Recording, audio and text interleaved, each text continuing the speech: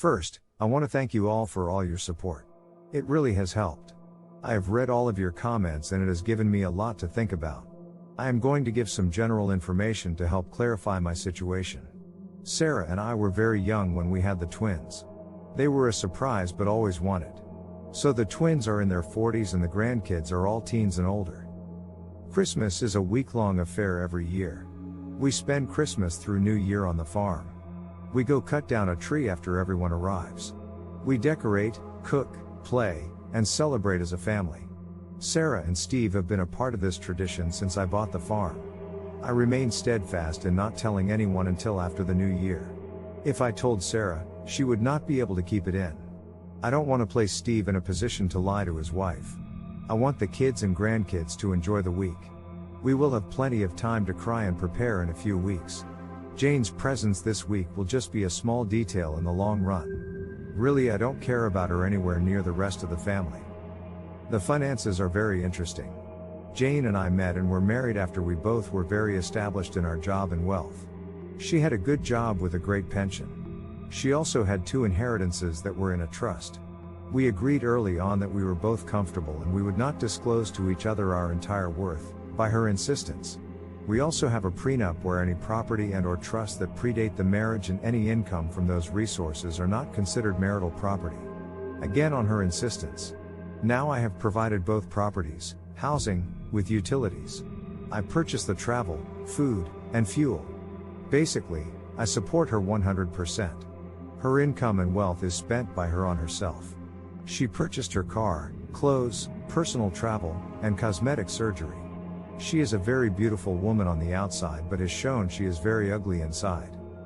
A few days after I got my diagnosis, I announced my retirement from the nonprofit. Now knowing what I know, I noticed Jane was a bit uncomfortable. I can guess why. I will be around more often. So tomorrow is my last day of work. Now I will be focusing on spending time with the family. I gave the camera server info to my lawyer and gave him access from his office. So I don't know if they had activities again, but I would assume yes. Again, I don't care at this point. I know who I am and what is my worth, and AP is a big step down. As flashy AP is, I am low-key. I drive a 15-year-old pickup truck. I like jeans and t-shirts and coveralls in the winter. I know for a fact that AP does not have anywhere near the wealth that Jane thinks he does. How? Since the trust has invested in his business, I get quarterly financials. I don't tell anyone how much I have, that is between my accountants and me. But let's just say that the trust has been growing for 30 years. I live a modest life. And there is enough there for my great-great-grandchildren to enjoy the farm and have their education paid for. Once Jane knows what she lost, that will be her reckoning. I just won't see it. December really got busy. We did our normal social rounds these last weekends. AP was at one of the parties. It was hard to not keep an eye on Jane and him. I don't think I was caught. With being so busy and wrapping up everything at the job, I have had an easier time keeping it together. Jane has not expressed anything that would lead me to conclude that she knows I know. I am not proud of this, but I still sleep in the same bed. I have been selfish with her as of late. I feel like I am using her. But she has apparently been using me for at least the better part of this year. I am not as honorable as many of you have made me out to be. I hate this small amount of deceit. So don't worry about Jane getting everything, because she will not. The trust is in great hands. I have detailed instructions on how it is to be managed. Thanks to the comments, I have made plans in case my health turns for the worse sooner than I want, or if I pass unexpectedly. I have also made plans to have in-home care when it is needed. Jane will not be my caregiver. If I become incapacitated, the lawyer will tell Sarah, Steve, and the kids. Jane will be blocked from me. All important papers, valuables, and whatnots have been moved to a safe location. Finally, I have also started letters to each family member, and Jane. Those have been harder than I thought. So I wanted to update you all before all of the festivities start. I might check in during the holiday week, but if I don't, it is planned and expected.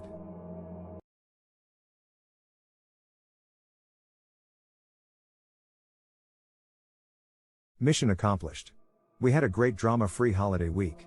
I have made it to 2023. I apologize to anyone in advance. I find humor about my condition helps me. I am finding I am being a bit selfish currently. All of the participants dispersed yesterday afternoon. I only have a few updates because I'm not going to talk about my week with my family. That is for me to cherish. Observations about WW in this week. I honestly think this is the first time she stepped out.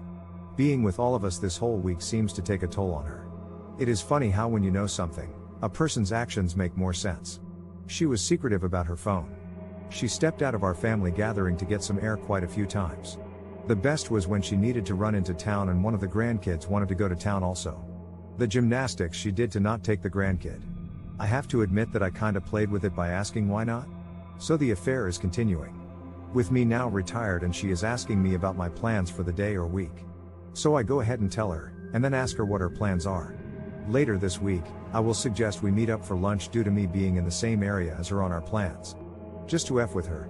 I guess it was true someone said on another post, unpredictability is the cheater's worst enemy.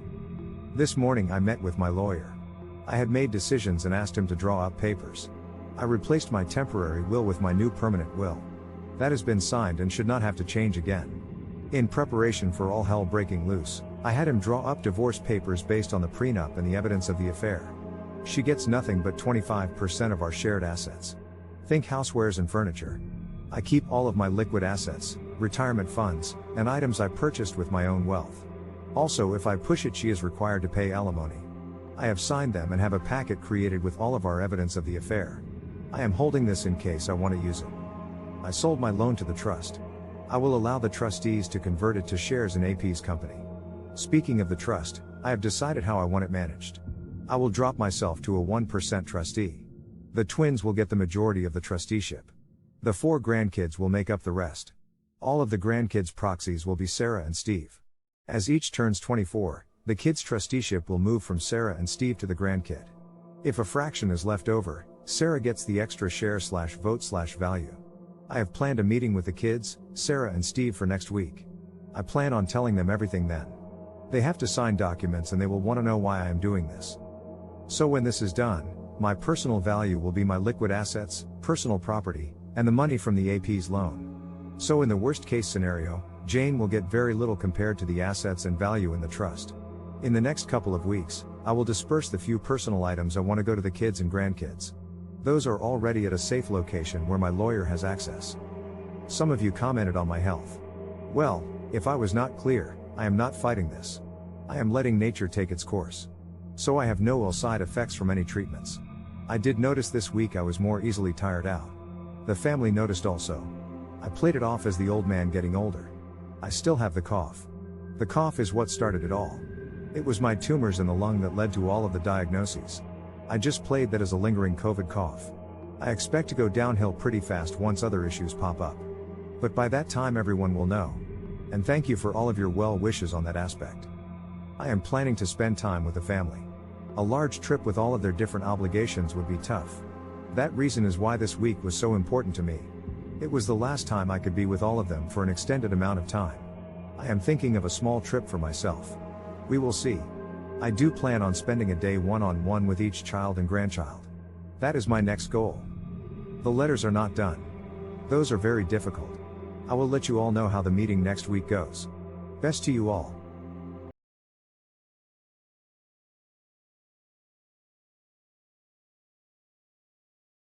I tried to post this yesterday but it was blocked for moderator review.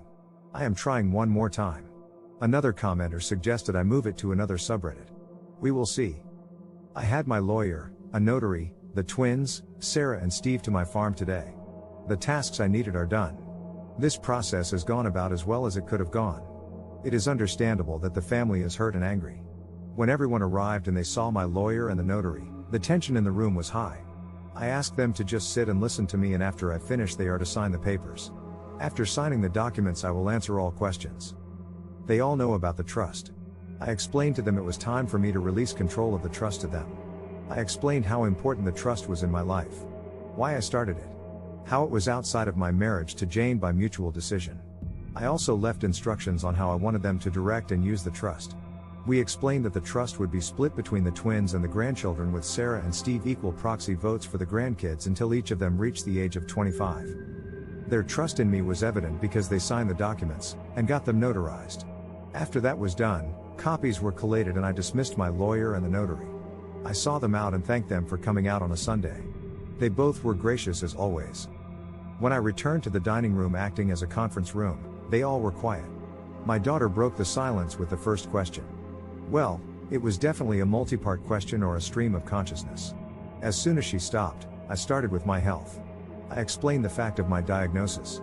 I listened to them making plans on how we were going to fight this. And this is where I stopped them. I explained the odds. I told them I have already had a second opinion. Then I told them what you all already know. I am not going to seek treatment. I am going to let nature take its course. We spent the next hour to an hour and a half arguing. My daughter left the room a few times. Sarah had to go get her. While they were gone, Steve, my son, and I had a heart-to-heart. They understand where I'm coming from. They might not agree, but they understand. The consensus is that Sarah and my daughter will come around. After all, this calmed down, and I knew the next question was coming. When did I find out? And I told them. And now there was another round of anger and sadness. I explained that I wanted one more holiday week where I was not a dead man walking. That I was selfish. I wanted this diagnosis to be after the holidays. I don't want it to taint their holidays for the rest of their lives. My daughter, sensing there was still more, went all Kojic. She was not going to leave the room until all were out. She asked how in the hell did Jane not tell her. That is when I dropped the last bomb. I told them exactly the same account of events that I did in my first post. That is the first time I truly saw the fire of anger in my daughter's eyes. I then told them she to this day does not know I know. I basically answered the same questions, plots and etc. that you all suggested. So I guess you all prepped me well. In the end, I told them I valued them way more than Jane. For me, I just want to spend the rest of my days in peace not worrying about Jane. I had to explain my actions during the holiday week. They also pieced together her steps outside for air and the trip into town where she did not want to bring the grandkid. They were worried I did this all alone. I told them I have some social media friends that helped me through the roughest of this time. I refused to tell them where and how. They can learn later, but I still want this space for myself. The emotions were really raw, and we have been talking off and on as a group for a few hours, but I told them I needed to go back and talk about the trust. They understand that the trust will be very helpful in not allowing Jane to obtain my hard-earned wealth. That it protects them. And that is why she is not part of this meeting. With that said, I then needed to share the financials of the trust. I am pretty sure that they all saw the trust as a tax dodge or just a way to protect assets in a marriage where the kids are from another woman. They were not prepared for me to share the finances. As I started to go through the assets and the balance sheets, the room just fell silent. Then there was one question: why did you work so hard those years when you had this much? I explained my philosophy of personal finance, something they have heard many times before and take to heart. But I told them that I lived off the trust all of these years. I put them through college with that trust. I made time in my life for them with that trust. And I was able to work for a non-profit for basically free because of that trust.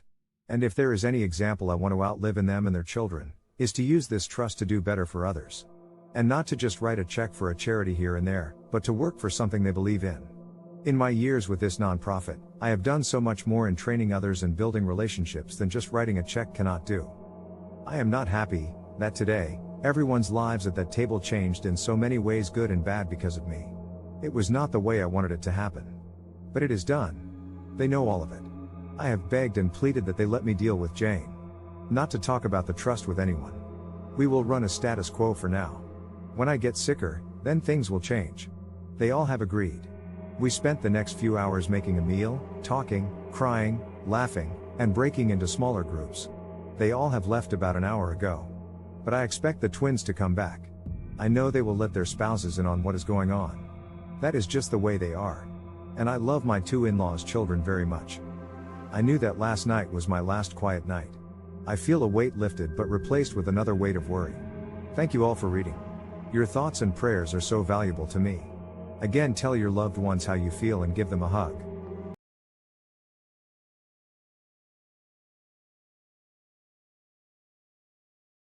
Just a quick update. I was surprised by a visit from one of my WW's girlfriends. She is about the same age as Jane.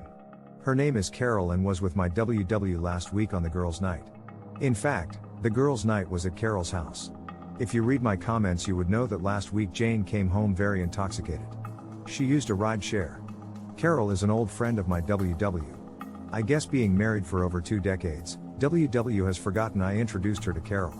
Carol's parents were friends of my parents. Well, I guess my unpredictability has contributed to WW being unstable. And last week's girls' night Jane reached a breaking point. She got so intoxicated she confided in Carol about her affair. Apparently, she just kept talking, even after Carol told her to stop. Carol got so angry at her. As Carol kept condemning Jane, Jane just kept trying to defend her actions while continuing to lay out an endless stream of details. The next day Carol reached out to Jane. Jane apparently did not remember anything from the night before. Carol summarized Jane's confession. Well, Jane completely denied that she is having an affair, that she did not say those things, and that Carol is mistaken. Carol told Jane she is full of shit and has a week to come clean or she will tell me herself. And since Jane continues to deny that she said anything, I got my visit with Carol. So over coffee, I got the abbreviated accounting of Jane's confession. Carol was expecting me to be devastated. I surprised her when I told her I already knew. I asked her who else was around when Jane did this confession. Carol was the only one else in the house. I asked Carol who else she has told. That offended her. She told me that she would not spread something like that before telling me. I apologized. I explained to her that I had my own timeline for wanting to deal with Jane. And adding others would complicate my plans. And I had to ask. Carol was understanding. I asked her, as a favor to me, not to mention it to anyone and allow Jane to think she believed her. Carol agreed with my first request but said the second part doesn't feel right. I asked her to try. I told her I would be okay. Carol said that anything else I need, all I have to do is ask. I know that I will have to make another apology when Carol finds out about my health. But I will deal with that another day. So I am going to confront Jane tomorrow. We have a regular date night, and I plan on calmly telling her what I know, my condition, and how I'm going to spend the rest of my life without her. I hope the public setting will keep the drama to a minimum. Going as planned or a total disaster, I will update sometime this weekend. My plan is after the confrontation, to give her what I know, asking her to not contact me or my family. We will see how it goes.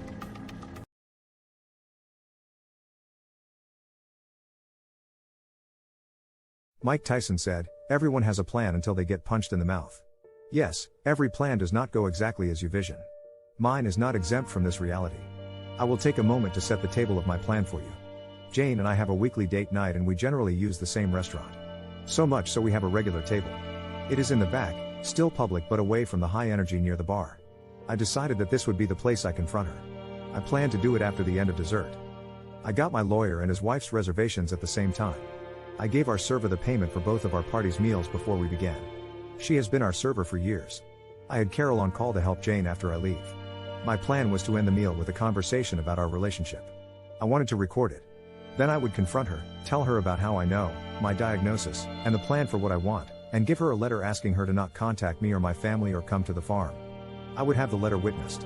I would also leave her a briefcase full of evidence along with the divorce papers. Then get up and walk away. I expected her not to make a scene to protect her social status. I did record the conversation. She gushed about how great our relationship has been over the years. She talked about how great we are as a team. I asked her if I treat her right, have ever abused her, etc. She said of course not. Then I asked her why did she cheat on me. She stated that she does not know what Carol told me but that it is she is wrong. I told her I had already known before Carol told me. At that point everything I think Jane had prepared to counter this conversation left and so did the color on her face. All she could do is ask what? I then told her to let me get through this without interruption and she shook her head in agreement. She went from a confident and prideful woman to a woman with the deer in the headlights look. All she could do is nod. I then explained how I came home after my meeting with my doctor. I was rushing home to have the most difficult conversation with the one person I wanted to talk to. I explained that when I drove up I saw his car. I then checked the cameras and saw they were in privacy mode. I decided then to go to the farm. I told her that I still had footage, and she almost interrupted to ask how, but I just put up my hand to remind her to let me finish. I told her about my diagnosis and plans not to fight the disease. I saw the heartbreak in her eyes, and I got angry. How can she feel sorrow for me? But I moved forward. I then signaled the waitress and she went over and got my lawyer. They both came to our table. My lawyer handed me a briefcase and a folder with a letter. I told her that I don't want her to contact me or my family or come to the farm after I left tonight. I signed the letter and asked the server to witness it. The server and lawyer then watched me give the letter to Jane. I then dismissed them. I then concluded by giving the briefcase to Jane. I told her I know much more than she expects. I was totally destroyed. That there are divorce papers and they're already signed by me, and she can sign them and start the divorce proceedings. I told her I don't expect to survive a contested divorce. That as long as I am alive she can stay at the home in town. I will be at the farm. I will not see her after tonight. I don't want to hear any excuses. I have called Carol to help her home. In true fashion, Jane kept her composure in public. She just uttered a quick "but." I just reminded her I am leaving and I am done. I went to the server and gave her a generous tip, found the owner, and apologized for not giving him a heads up. As I am leaving I see my son at the door with Carol. Carol passes me with a quick smile, then a concern in her eyes for Jane. My son grabs my truck and his wife drives me to the farm.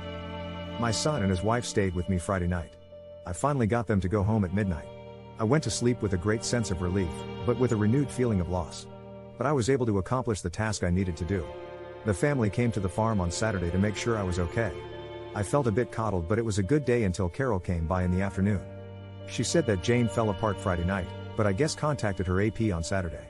After the conversation, Jane realized she was just being used by the AP and was really in a bad state. Carol made sure to tell me that Jane did not ask her to reach out to me. But she feels that if I could talk with Jane for a bit, then it could give Jane the strength to keep her out of my life. Carol knows how to frame her requests. I reluctantly agreed to a 2-hour discussion at the farm with Jane. I would have someone there for me and Jane could choose someone to be there for her. We will have a civil conversation. I will not accept being blamed, minimization, or blame shifting. The purpose of the meeting will be for her to get answers for how to move forward. That meeting happened this morning. Jane picked Carol, I don't know why, maybe damage control, and I chose my daughter. I wanted it to be as comfortable for Jane just so we don't have to repeat this again. I entered the meeting with a steadfast direction and goal of having Jane out of my life. The meeting was as expected. Jane cried, apologized, and tried to minimize the affair. I was not having any of it. I laid out that she will have a place to live until my death. Then the house decision will be on the trustees. I explained that she will not see anything from my estate or from the trust. But she has her 6-figure pension and her trust, so she will be just fine. I have to rant about something, she said. Why won't you fight for me or us? I almost broke loose my temper at her, but I just responded with, I just don't care about you or us anymore. That kinda destroyed her. Here I'm going to express my anger. This is the mind of a selfish cheater. All they think about is themselves. That even after destroying someone, they expect to have enough value in that person's eyes to fight for. F that. I was not worth fighting for against her desires, or greed. F her. Sorry for the rant. Jane gets the answers she asked for, but in hindsight did not want them. I don't want another meeting. I feel continuing the meetings just distracts me from what I want to do. Carol and Jane leave, but Carol comes back a couple of hours later. She and I have a quick talk. Apparently AP had received notice from the trustees that they are going to convert the loan into shares of his company. And since the trust will be the majority owner, they are asking for a full forensic audit. My daughter with the MBA is not wasting any time. Well, I guess when Jane went to him for comfort she realized what I already expected. He was using her to see if she could buy the loan from me. There were offhanded comments in the recordings that I suspected he was up to something. Well, with the paperwork filed, AP knowing I sold the loan to the trust, and Jane no longer in my life, her usefulness to him is gone and he let her know. Apparently, Jane also confided in Carol that her trust is exhausted. She will only have the income from her pension. She saw life with AP to be more glamorous than with me. She truly thinks his net worth is more than mine. He drives nice cars, eats in fancy restaurants, flies us first class, while my husband played on his farm, drove an old truck, and we flew in economy class. That she was planning on divorcing me when he expressed his undying love and desire to marry her. It disgusts me that she is this greedy and shallow. I won't see it, but I expect my family will tell her how much I was worth after my death. I am so glad that her true colors were shown now so I could deal with her and spare my family from her. Then Carol did something that was totally unexpected and threw me off guard. She told me that since I am no longer encumbered, if I need companionship, to give her a call. I challenged her and asked why. With my diagnosis, why would you or any woman want to spend time with me? There is nothing long term. She responded that just because Jane is an ignorant slut and did not know what she had, does not mean any divorcee or widow would not line up to spend what time I have left with me. That I am a hell of a man and any time with me would be cherished. And I would have quite a few lady callers lining up and she might as well be first in line. I asked her, but most won't know Jane and I are separated? She said Jane does not want the social groups to know, but that she and Sarah will make sure her story is out. I was polite and told her I would let her know. She smiled and gave me a kiss on the cheek. I thought about it after she left, but I am pretty sure I do not want the complication in my life right now. I have left quite a bit out, but that is the highlights. I am doing okay. It has been a roller coaster. I need a few days of peace and quiet. The social groups will know soon. Both the breakup of my marriage and also my diagnosis. I will now have an endless stream of people wishing me well. I knew I could not delay it forever, but I don't want to be treated differently. However, life is what it is.